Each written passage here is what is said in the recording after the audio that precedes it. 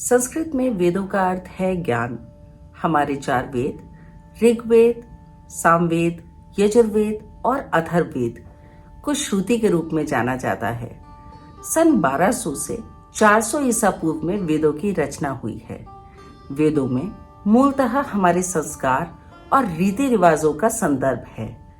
नमस्कार, मेरा नाम है इति त्यागी और आपका बहुत स्वागत है क्वेस्ट फॉर लर्निंग के इस दूसरे एपिसोड में। पिछले एपिसोड में हमने बात करी थी श्रुति और स्मृति के बारे में। हमारे आध्यात्मिक ग्रंथ, हमारे ऐतिहासिक ग्रंथ, उनमें श्रुति क्या है और स्मृति क्या है, ये हमने पिछली बार जाना था। आज हम जानने वाले हैं हमारे वेद, पुराण और हमारे उपनिषद के बीच के फर्क को।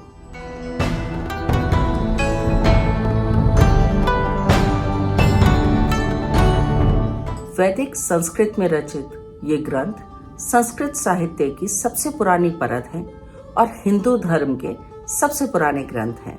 वेद श्रुति हैं जो उन्हें अन्य धार्मिक ग्रंथों से अलग करता है।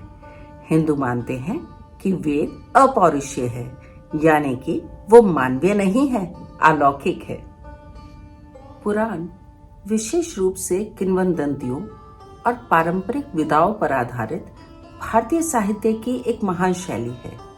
हमारे यहाँ 18 महापुराण हैं और 18 उपपुराण हैं, जिनमें 4 लाख से अधिक श्लोक हैं।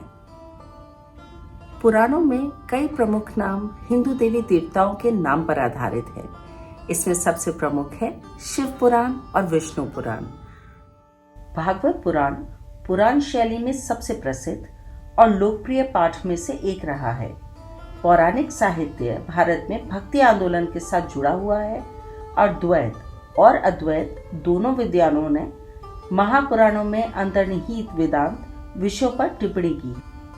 भारतीय धर्मों और संस्कृति के इतिहास में सबसे महत्वपूर्ण साहित्य में से एक उपनिषद संस्कारों, अवतारों और गूढ़ ज्ञान की एक विस्तृत विविधता का दस्तावेजीकरण करते हैं। उपनिषद एक उत्तर वैदिक संस्कृत ग्रंथ है जो भारतीय धर्म और इतिहास के संदर्भ में सबसे महत्वपूर्ण साहित्य है।